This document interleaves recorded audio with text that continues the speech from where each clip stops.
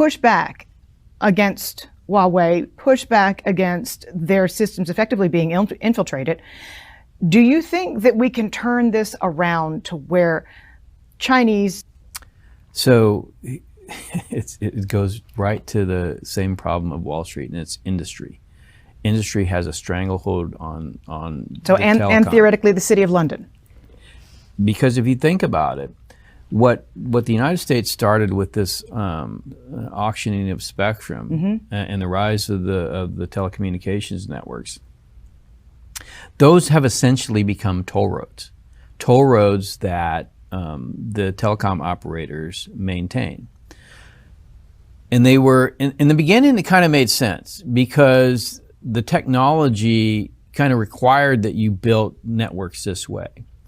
But as technology, evolved, we found our stuff, and we find ourselves today stuck on toll roads when in reality we could open up this vast swath. It's like that scene from the movie Independence Day where he's driving all the RVs across the desert, and you've got this salt lake, bed that you're driving on. You have all of this space. That's what we have in spectrum. That's what technology can actually give us access today. But the telecom industry says, no, I want to keep you on my toll road. And so that's why we have such a problem. And the real estate developers say, get rid of the toll roads. That's great property. We can develop it. But here's the deal. Here's the brilliance of that whole idea. It actually plays into Huawei because they're stuck on these toll roads and they're rickety and they don't have the latest equipment. But what incentive do they have to build on it because they haven't made their investment back from 4G? Right. So along comes Huawei and says, hey, I'll sell that to you. Hey, I'll give it to you. Why? Why would they give you the infrastructure? Why would they build it for you? Because what Silicon Valley found out is it's not the toll road. It's the data that rides on the toll road. That's where the value is. Right? Yeah, I mean, that's what they want. They want the data. Greg Ip had a great story in the Wall Street Journal a few weeks ago, and he basically plotted out on a graph and showed that Huawei's got almost a third of global telecommunications equipment in its possession, almost a third. If it gets to 50%, it will effectively be globally dominant. And this is the data gathering equipment that we're talking about here. So the stock multiple on AT&T, Verizon, T-Mobile. You also know the stock multiple on Facebook, Amazon, and Google, right? They're not in the same class. No, they're not in the same zip code. No. So one has got toll roads, and the other one's got data. Right. Okay, so the Chinese look at this and they say, the Americans dominated 4G.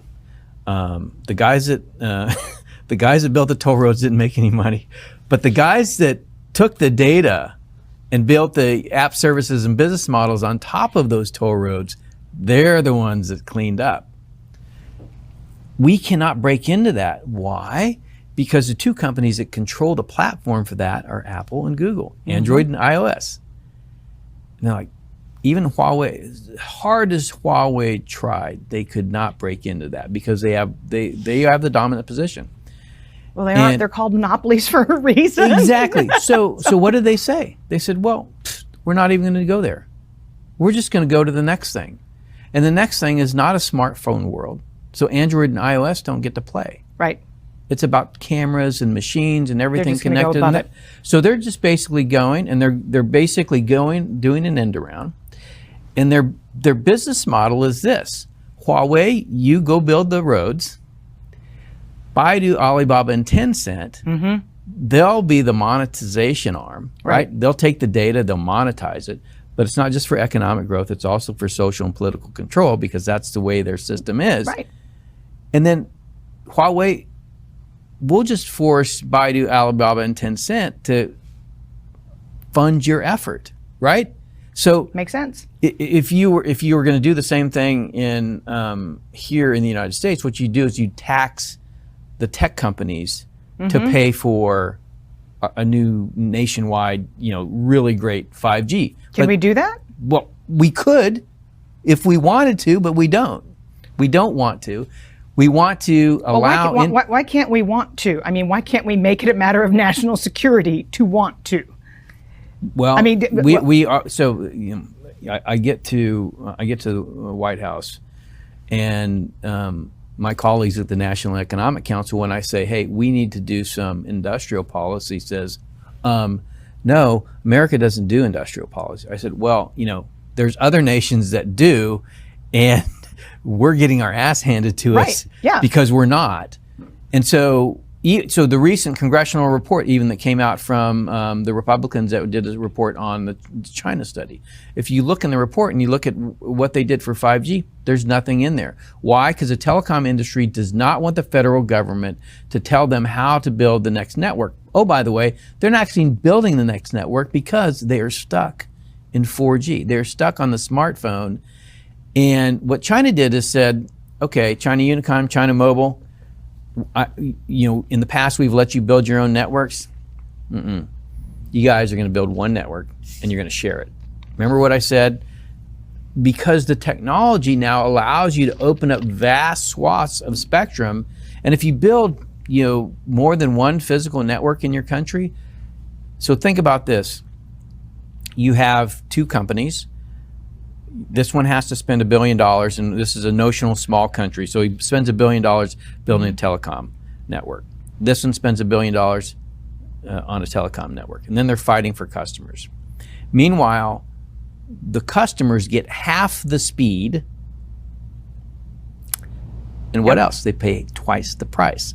So half the speed at twice the price, because the throughput, when you break them up like that in separate physical networks, it doesn't make economic sense. So so for us in the United States, our CapEx is 4 times, our OpEx is 4 times, and our speed that the customer sees is 1/4. This is the technology. This is what the technology has given us, but our industry models today are based on old technology. The Chinese, I'm pretty sure they read my report and said, okay, China Unicom, China Mobile, you're going to build one network, you're going to share it. Yep, and be efficient about it.